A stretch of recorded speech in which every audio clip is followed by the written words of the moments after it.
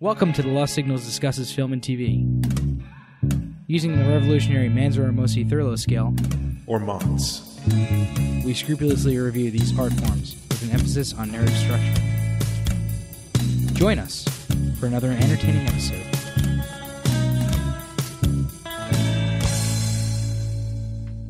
Good evening, and welcome to the Lost Signals Reviews Film and TV. My name is Chris Morgan. I'm here with Jonathan Ian Manzur. Hello. Stephen Ormosi. And Scott Thurlow. Yes, all of you. Shut up, or we'll be killed. And today we just got done watching A Quiet Place. And Steve-O, do you have a funny log line for us? I do. We're going with Halpert Here's a Who. Mm-hmm. And then gets killed. Spoiler. So we are going to start with Scott with plot. All right. So yeah, it's like a setup, apocalypse setup. The setup is there are apparently we named them traptors. There's like underground creatures who are blind but hunt by sound, and that apparently like it's a backdrop, like it's already happened. And we follow this family of three. I'm sorry, 5 and then 4, as they try to survive in this the new landscape of the world, which is populated by these creatures, and gather supplies, blah blah blah.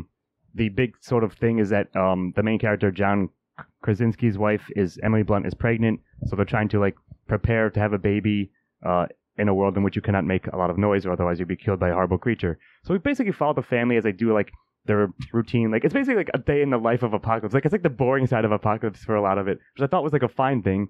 It's a bit of a slow burn, and then at the end, one of the plot points is that one of his daughters is deaf. Or his only daughter is deaf, so he's been building her various like makeshift hearing aids, and that comes into play where the feedback from it distorts the creature's sound and reveals one of their weaknesses, or the weakness that they finally uncovered. So like that's pretty much it. People die. Krasinski dies like towards the end of the film, but the daughter, like I said, figures out that she can use that as a weapon against them and reveals that fact to her family. And it's implied that they are now going to be able to fight back against the traptors. So it was all like solid enough. It's a short movie. It's like an hour and a half. Mm-hmm. So I thought it was like fine. Like I said, it was a bit of a slow burn, not the slowest burn in the world, but there was a lot of quiet moments in A Quiet Place. And I thought that was fine enough. I don't think I'm gonna give it a 3, but I think I'm gonna give it a very solid 2 for score. I don't know. I actually really liked the plot of this, and I didn't find it to be that slow of a burn. I thought there was, like I said, slower, but pretty much constant tension in this movie. Yeah. I'll probably put that in style though. But that's just so like I didn't find the pace to be slow for me or anything. I mean, that's fine if you did, but I thought that it was pretty well paced, kept my attention throughout. In fact, I was kind of on the edge of my seat for a lot of it. It's a very tense movie. There's always like you never kind of know what's going to happen, or what the fallout of making the slightest noise is going to be. There's always like the chance that somebody will make a noise, and that is what this movie banks on. I actually really like the idea of it. You know, it's something you can really only pull off once, but in terms of the way that the plot is paced and the events that happen throughout, I think it has a good setup and bridge and then climax. So I think I'm probably going to give it a 3. That's fair. I could see that too. Okay, so I didn't dislike this movie. I have a ton of nitpicks about it. Sure. But perhaps it's the quality of the performances and the style that I'm willing to forgive a lot of them. Mm-hmm. But hear me out.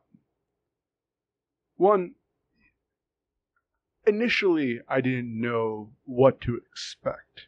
But then I realized that the formula that this movie uses is they do setups and then payoffs. Like a good movie should. But most of them, like for instance, I stopped fearing. I knew who was going to die after the initial deathing and who would survive, and now this person is not in danger, even though they're showing danger, because I know narratively, and because we established the rules, how it's going to play out. How it's going to play out. Also, the creature's threat diminished over time. Yeah, I'll give you that. Because one, I didn't know necessarily the rules that they played by, but I knew the rules of the world that they lived in, so I knew, again, this creature was going to show up now to threaten this character, but this character is going to survive because that character possesses a piece of the clue on how to defeat them. And it lost all the tension to me about halfway through. Okay. But overall, I still liked the world they built, and the narrative. It didn't leave too many. It was stylistically clever, but not narratively clever. So I'm going to give it a okay 2. Yeah. Is this the part where we're doing the picks? Because I have a couple as well. Wait, I didn't get a chance to go, so you can figure out whatever. All right. I already figured them out. Don't worry. All right. First of all, I hate the trope of the pregnant woman in the apocalypse. I'm just, especially in video games, that crops up a lot. That being said, the problem with a lot of narrative is, in order to get the reactions you want, having a kid it's as a plot device, because the baby's a plot device, or a MacGuffin, or whatever. You kind of needed that for the jeopardy, and because the unpredictability, and because the whole labor thing. I just found that distracting. So on the other, but so that bothered me. But really, what bothered me were like the little logic issues. Sure. And I think maybe Ian touched upon a couple of them, or at least hinted at them. But it's just, I don't know. Do you mind if I interrupt quickly? Because I want to respond to Chris. And I forgot, but the logic issues is now granted. You see 2 days here, briefly one, and then following these second, and they've survived for 400 something odd days. Yeah, and they're fairly competent characters. In fact, I would say that the father is very competent. Yeah. So you're seeing them on their worst day, where everything goes that can go wrong, does go wrong, and it's like it almost gets comical. Yeah. Some of the things because they have to, like for instance, when the room starts flooding at the end, it's like you solved one problem, you had a perfect plan, but of course we have to have something go wrong, and it's like again. Yeah, I see what you mean. It's like that too. I mean, it's like okay. The pregnant thing is like Jeopardy enough, but you had to throw in the nail. And it'd be like one little absurdity, just it's a cock up cascade. Yeah, for sure. And the other thing is like stupid things like the lantern. I understand that, but you think after 400 days, you'd make sure to put that. I can forgive because that's becoming complacent, and you make a mistake there. The thing is, but one event like that, or a few events throughout the thing, it just started. Yeah, it was like a snowballing. Cock up cascade, as I said. That's true. All right, so I do understand. I see exactly what you're saying there. Sure. Perhaps my biggest complaint nitpicks is, and I'm still going to give this a 3 because I really liked it, and I thought that despite what you guys thought, I thought the tension stayed pretty high for me throughout. But perhaps my biggest complaint is the entire world's scientists couldn't figure out the weakness of this thing that is highly sensitive to sound, is a loud and like an annoying high feedback frequency sound. Sure. Really? You guys couldn't figure this out? You couldn't figure out how to fight these things? Like, they have caused the apocalypse at this point. I don't know how many of them there are, but like, I mean, like, you don't get a lot of backup. It's implied that they've overrun the world. But the thing that also I kept thinking about was he has all the paper clippings, Now, correct me if I'm wrong, but like newspaper, when you print up newspapers, the whole process is loud. Oh, yes. The printing, the dropping off, even the because when they were there in the breeze, so it's just thing like to say, sure. to find see all these newspapers were one of the things that I was kind of like, all right, you need this kind of thing because it is again the apocalypse horror movie trope. But by the same token, it's like there's a little logic issue. Well, I don't think they just showed up everywhere in the entire world all at once. Well, the thing is, they don't really know. Yeah, you don't know. I mean, the idea, they give the based on the fact that papers were able to be printed at some point, was that it was a slow takeover of the world. I don't think it was like, oh, if you print one paper, you will be destroyed. Like, I think that's not necessarily. I get what you're saying. I don't have a problem with that. The thing is, never. Well, I was gonna say because in the paper you see in the town, kind of like, I don't know, that would seem to be like they respond to noise or whatever. You'd think that'd be like the first edition. Like you said, we don't know a lot about it. We don't know how these things happen. It just it is one of the things I noticed that was funny, whether it was a logic thing, and I also want to know how they had power. Generators, but generators are loud. Yeah, they are. And I didn't see any solar panels. I mean, apparently, and I blame him for the little boy's death. When he took the batteries out of the little rocket, the space shuttle, it's just like in an apocalypse, the first thing you grab is, besides water, is batteries. Well, that's how they had power. Thousands of batteries. Yeah. But, you're right. Like, you certainly there's always nitpicks into it, and, because of the framework. Because to me, I just thought of this. It's like Left 4 Dead, the game, here's zombies. Here's trapdoors. Why are they here? It doesn't actually matter. Well, at least he didn't take the battery and put it on a hammer and build it. Yeah. But I'm going to give it a 2-2. Okay. As well. A 2-2? A 2-2. You can dance around? Mm-hmm. Yes. And Steve-O, teams. All right. So there's this strong theme of family in this movie and, kind of watching out for each other in terms of family. There's an interesting... The Quiet provides an interesting dynamic of family life. But honestly, I don't know if that's super strong.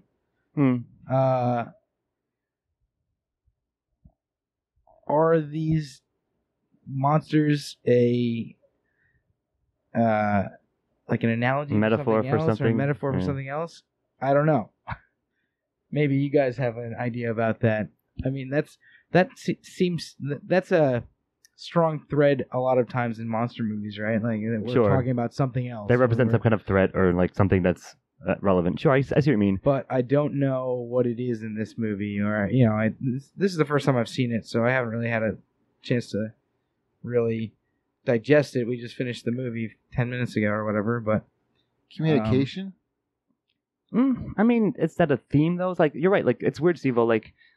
The family thing certainly is there. That's the most surface level thing, and they unify as a family. They make sacrifices in order to survive and keep going, and then figure out the weakness. So, it's funny that you mentioned that oftentimes movies like this will have a allegory for whatever the supernatural thing is. But maybe to me, it's this is my joke.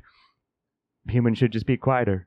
Yeah, just in general. But that was my whole point about the analogy. Is it's just all right? If you talk about the digital age, everybody responds, communicates via face selfies and all this. They create a world where you have to respond and communicate face to face with gestures. There's no sign language. Or sign language combination. But my whole point is it's forcing humanity to actually communicate face to face. And the fact that he tried to send out the little SOS on his ham radio isn't getting anybody. So I suppose. I mean, that's a valiant effort. That's a loose interpretation. But I'm going to take your interpretation for the truth here. What message were they trying to say with that? Because they're still not communicating well. Yep. They're still going through all the same problems that a family would have. So I don't know what they were going for, even if that's the truth. I inadvertently trolled you because Steve-O said about an allegory, and I said, okay, I just pulled this one out of my ass. So I mean, I like the valiant effort there, but I think like I mean, I was responding to what it could be. I'm not. I get you. Now, this reminded me a bit of The Road, as I mentioned while we were watching it. Yeah.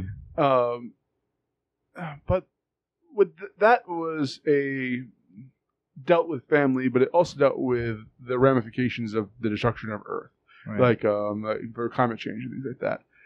This had the family aspect, and I think it did it well, but I don't know what the message in what was. context it was trying to say it. No, I think I agree with you, like, by and large on that point. Like, perhaps it's just a neat premise for a horror movie. Like, they're not trying to really say anything or have, like, kind of, like, parallel to some real-world, like, issue. And they're getting a 0. Yeah, so, like, I think, like, a default one, like, but I do agree, at least in my mind, having talked it out, that there's not, whatever is there isn't enough for a 1. Unless I'm missing something entirely with this film. Yeah, which is definitely possible. But I think for now I'm gonna give it a 0, and maybe if I revisit thinking about this later on, I'll change my mind. But at that point, it'll be far too late. Yeah, I mean, send 0 for me. us your thoughts out there if you've seen this movie and think there's a strong theme. So are we all giving it a 0? Yeah, I think so. Okay. So Ian, why don't you tell me about the antagonists? Antagonist. So I'm going to talk about what are supposed to be the antagonists. The Traptors, which are partly the bugs from that movie. Starship Troopers. Yeah. Starship Troopers. Partly Velociraptors from Jurassic Park. Partly Xenomorphs from Alien. It seems and like also Tremors. And they also Tremors. kind of look like Spawn sometimes. Sure. Yeah. But I feel like they picked interesting villains to give them like the movement and the visuals.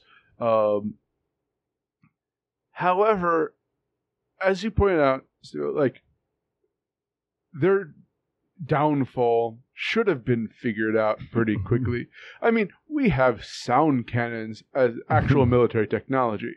Someone would have come up with that. Right. At least try it. on them. Be like, hey, it worked. I hope someone would have come up with that. Sure. And again,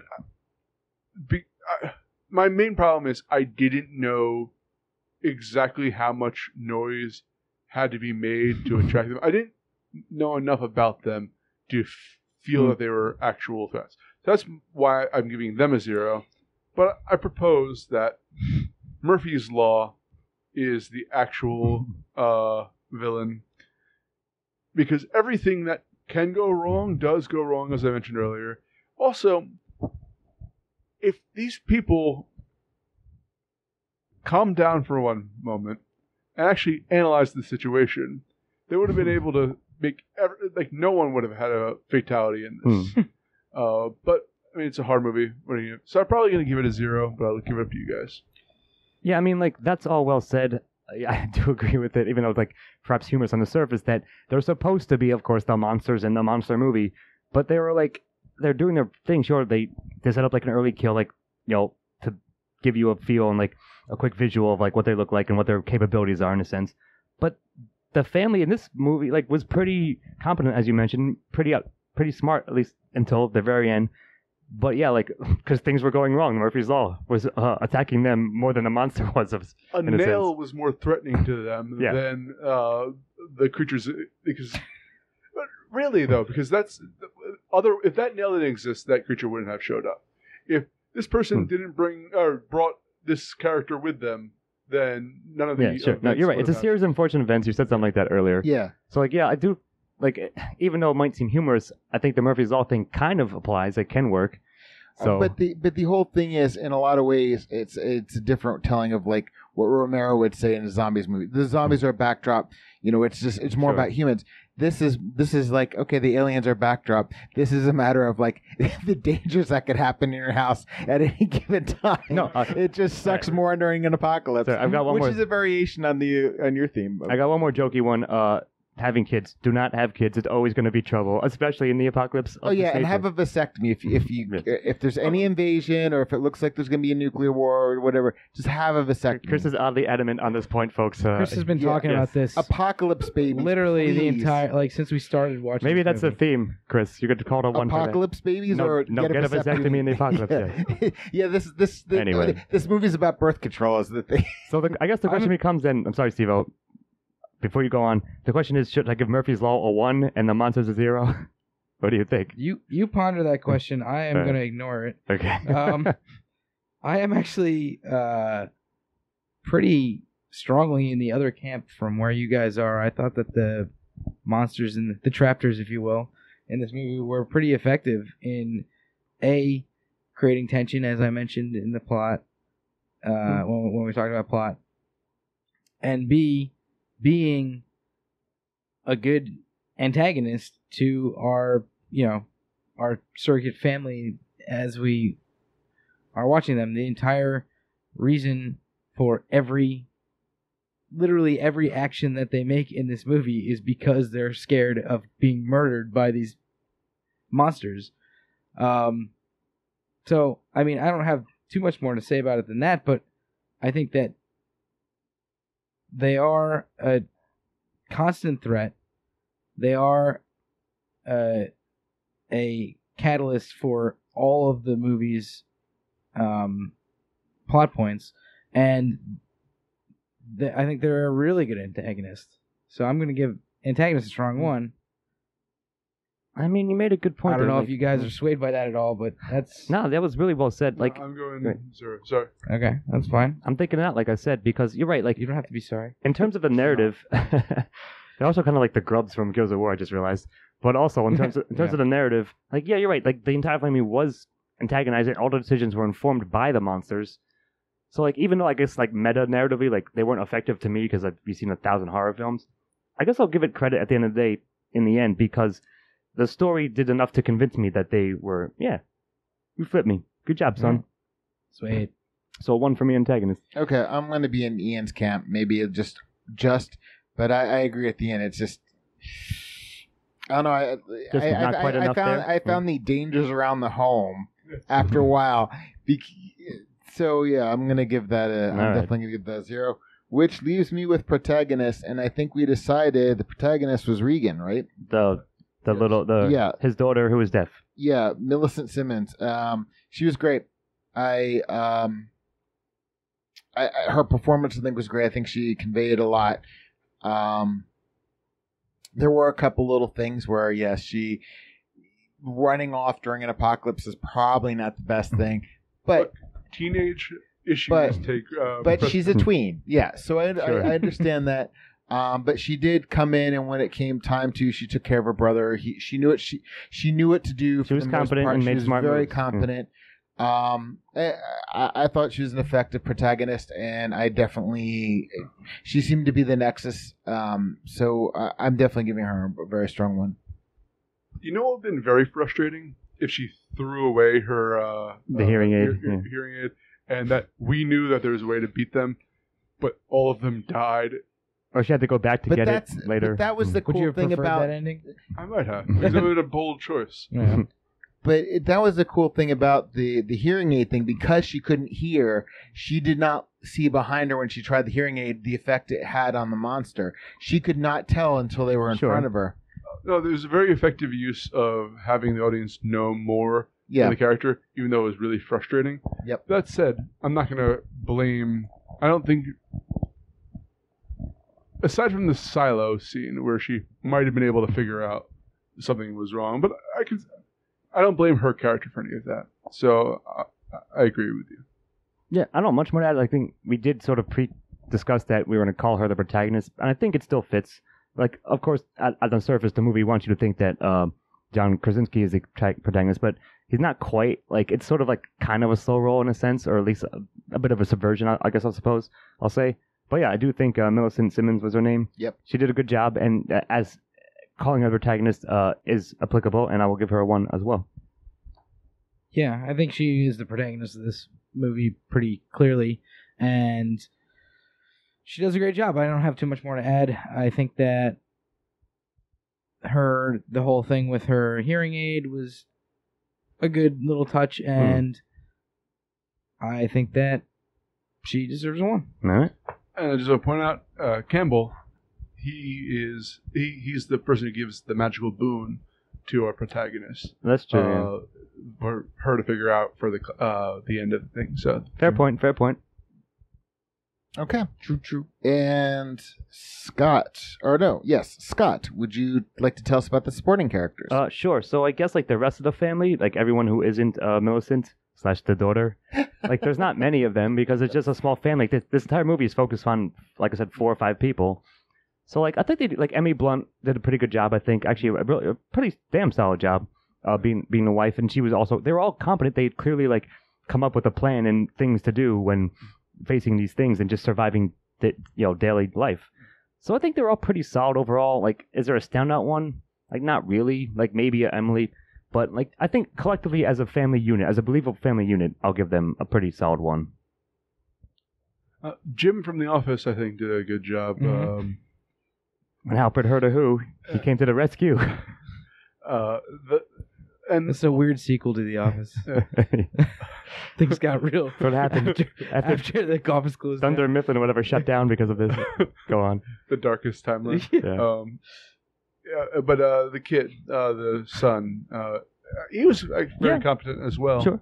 And even though he wanted to do long division and not go out for hunting fish, I respect that. He still came through in the end. So yeah. And Old Man in the Woods. Yeah. Who yelled randomly. Old Man in the Woods yelling, old man yelling through the woods. Now, to be fair, that is his credit in the page, I'm just saying. So, yeah. Yeah, I mean, they get ones for me. Krasinski is really good. Emily Blunt was really good. That kid was all right. And Old Man was there for 2 seconds. Old Man was Old Man. Yeah. Old Man was Old Man. That's all I have to say about that. And Baby in a Box. Oh, yeah. Baby in a box. Sure. Baby in a Box gets credit. Yeah, Rocket Boy. Modern day Moses. No, Forgot about Rocket Boy. Rocket Boy's little boy. You mean Rocket Boy who at the beginning who died? Like, of course. Yes. You know, he was wonderfully frustrating. Yes. Yeah. He did his job. Yeah. You knew it was going to happen. Sure. Frustrating or irritating? You Okay, pick, Chris. You pick. Frustrating or irritating? Both. Yeah. Little both. A little both. Okay, and it's to Steve-O with dialogue. This is an interesting one because there's no spoken dialogue, or there's very little spoken dialogue in this movie. However, I think the dialogue through other expressions and gestures and whispers and lip reading and everything that's going on in this is well done. It's a really good idea for communication in a movie, and I like that they really went all out with the sign language, and that that they decided. I guess John Krasinski was the lead on a lot of this movie. He directed it, and co-wrote it, and is obviously one of the main stars in it. I think I was reading an article about this, and he said that he really wanted it to be. He really wanted to go all in be accurate. He wanted to get a deaf actress which he did to play Millicent Simmons to play Reagan, and I thought that all of that was really cool, and the fact that I know a lot of people, especially in America, don't like to read subtitles, but I think this was the type of movie that got a lot of people to read subtitles for a while. It's like they went overboard with them either as well. Yeah. It's very reasonable.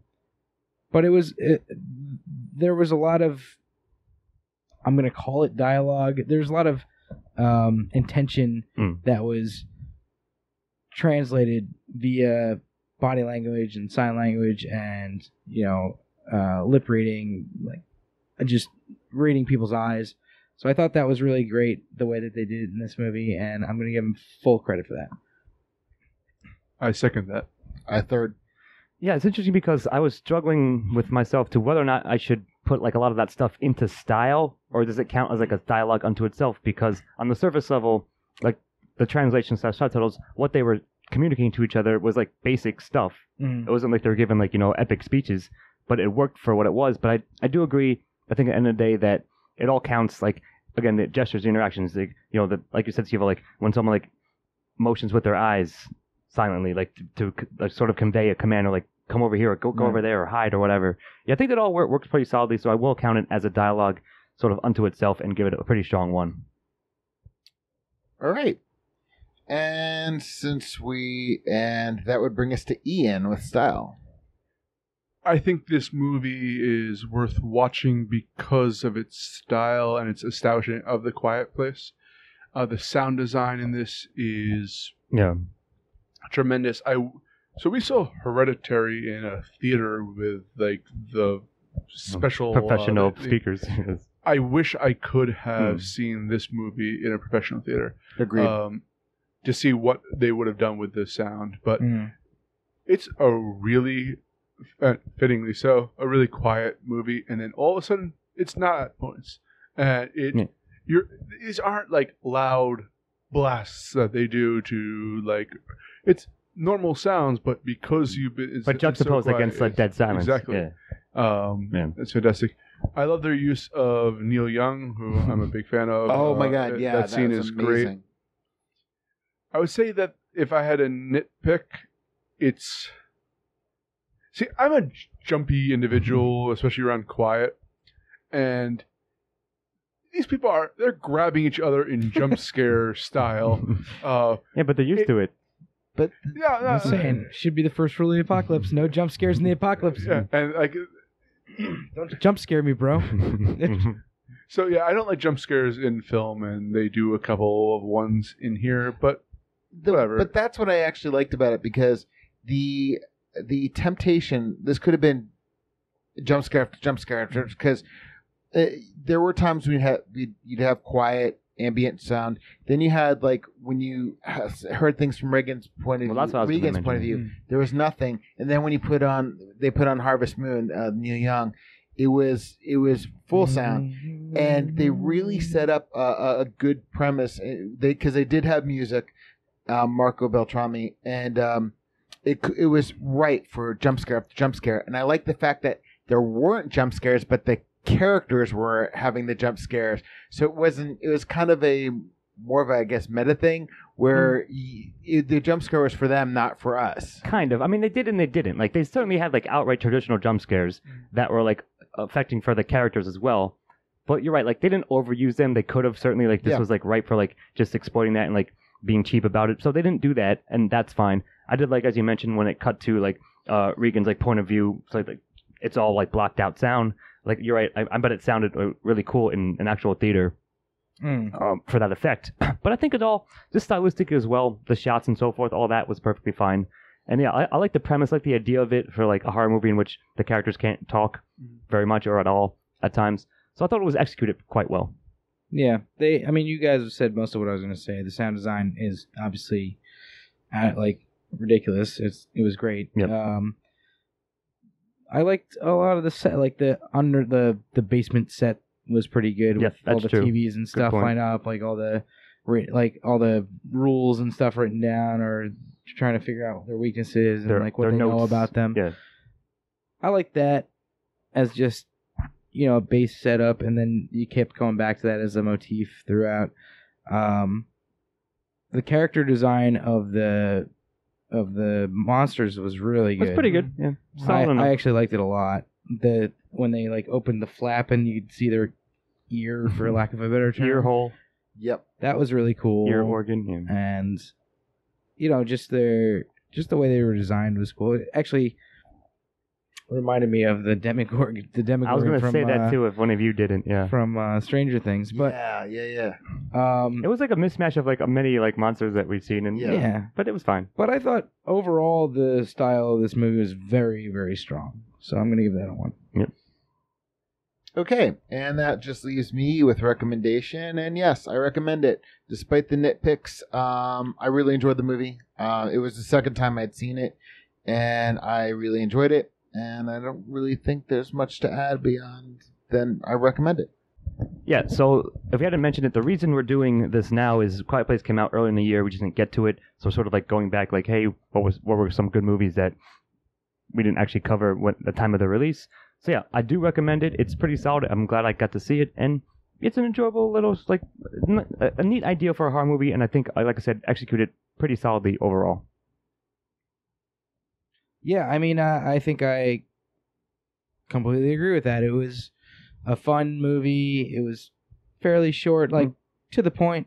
I didn't think there was much wasted space in it. And it was a tense little horror movie. This is the type of horror movie that I actually like. Not the straight up like slasher stuff as much, but the tension building.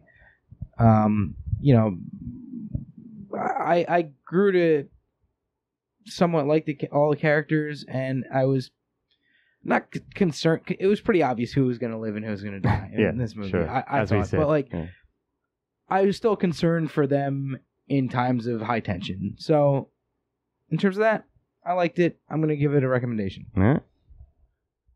I said it's not a great narrative to me, but stylistically, it's worth watching for.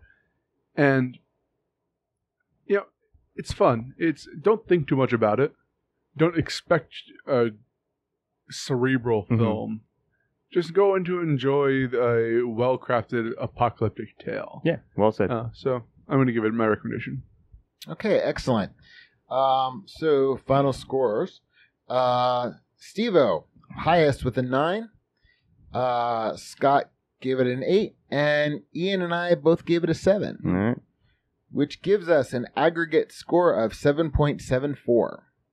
That can't be right. Yeah, it is. Possible. 7.75 perhaps. 7.75, yeah. That little 0.01 Where's that 0.01 coming from? come from the creatures. But no, I think that's... 7.75. Yeah. So it's... You know what's funny? So like when we looked up just before, it has a 7.7 on IMDb. So like it's everyone seems to consensus is like, yeah, it's solid enough, enjoyable, but not, don't think too hard, as you said, and just sit back and take it in. Yeah. Yeah. I think so. All right. Does anybody else have anything to say about The Quiet Place? No, I think the best thing we can do is shut up, of course, in honor of it.